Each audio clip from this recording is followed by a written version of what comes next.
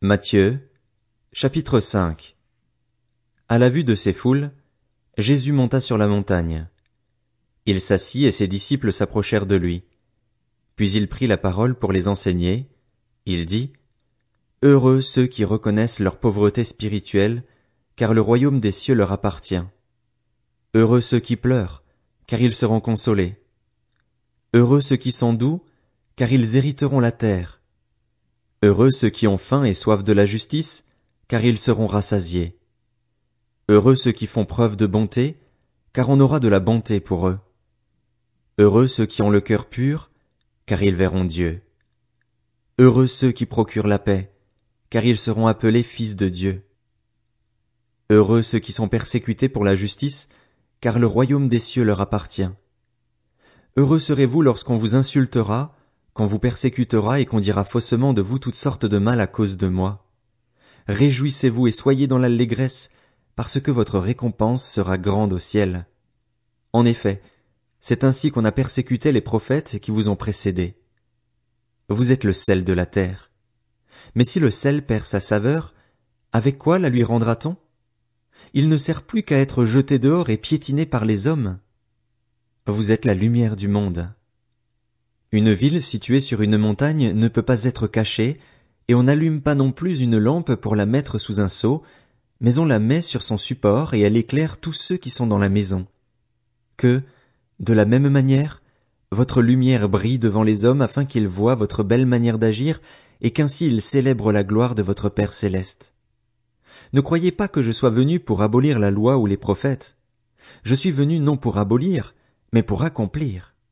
En effet, je vous le dis en vérité, tant que le ciel et la terre n'auront pas disparu, pas une seule lettre ni un seul trait de lettre ne disparaîtra de la loi avant que tout ne soit arrivé. Celui donc qui violera l'un de ces plus petits commandements et qui enseignera aux hommes à faire de même sera appelé le plus petit dans le royaume des cieux. Mais celui qui les mettra en pratique et les enseignera aux autres, celui-là sera appelé grand dans le royaume des cieux. En effet, je vous le dis, si votre justice ne dépasse pas celle des spécialistes de la loi et des pharisiens, vous n'entrerez pas dans le royaume des cieux. Vous avez appris qu'il a été dit aux anciens, « Tu ne commettras pas de meurtre. » Celui qui commet un meurtre mérite de passer en jugement. Mais moi je vous dis, tout homme qui se met, sans raison, en colère contre son frère mérite de passer en jugement. Celui qui traite son frère d'imbécile mérite d'être puni par le tribunal, et celui qui le traite de fou mérite d'être puni par le feu de l'enfer. Si donc tu présentes ton offrande vers l'autel et que là tu te souviennes que ton frère a quelque chose contre toi, laisse ton offrande devant l'autel et va d'abord te réconcilier avec ton frère, puis viens présenter ton offrande. Mets-toi rapidement d'accord avec ton adversaire, pendant que tu es en chemin avec lui, de peur qu'il ne te livre au juge, que le juge ne te livre à l'officier de justice et que tu ne sois mis en prison. Je te le dis en vérité, tu n'en sortiras pas avant d'avoir remboursé jusqu'au dernier centime. Vous avez appris qu'il a été dit, « Tu ne commettras pas d'adultère. » Mais moi je vous dis, tout homme qui regarde une femme pour la convoiter a déjà commis un adultère avec elle dans son cœur.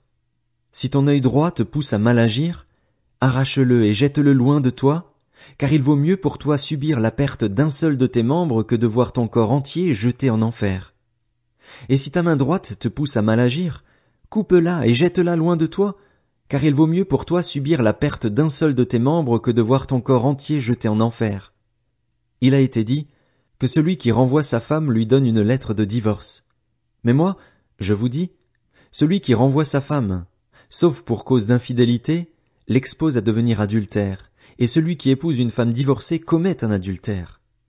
Vous avez encore appris qu'il a été dit aux anciens, « Tu ne violeras pas ton serment, mais tu accompliras ce que tu as promis au Seigneur. » Mais moi je vous dis de ne pas jurer du tout, ni par le ciel, parce que c'est le trône de Dieu, ni par la terre, parce que c'est son marchepied, ni par Jérusalem, parce que c'est la ville du grand roi. Ne jure pas non plus par ta tête, car tu ne peux pas rendre blanc ou noir un seul cheveu. Que votre parole soit oui pour oui, non pour non, ce qu'on y ajoute vient du mal. Vous avez appris qu'il a été dit, œil pour œil et dent pour dent. Mais moi je vous dis de ne pas résister aux méchants. Si quelqu'un te gifle sur la joue droite, tends-lui aussi l'autre. Si quelqu'un veut te faire un procès et prendre ta chemise, laisse-lui encore ton manteau. Si quelqu'un te force à faire 1 kilomètre, fais-en 2 avec lui. Donne à celui qui t'adresse une demande et ne te détourne pas de celui qui veut te faire un emprunt. Vous avez appris qu'il a été dit, tu aimeras ton prochain et tu détesteras ton ennemi. Mais moi je vous dis, aimez vos ennemis, bénissez ceux qui vous maudissent, faites du bien à ceux qui vous détestent, et priez pour ceux qui vous maltraitent et qui vous persécutent, afin d'être les fils de votre Père céleste. En effet, il fait lever son soleil sur les méchants et sur les bons, et il fait pleuvoir sur les justes et sur les injustes. Si vous aimez ceux qui vous aiment, quelle récompense méritez-vous? Les collecteurs d'impôts n'agissent-ils pas de même? Et si vous saluez seulement vos frères, que faites-vous d'extraordinaire? Les membres des autres peuples n'agissent-ils pas de même? Soyez donc parfaits comme votre Père céleste est parfait.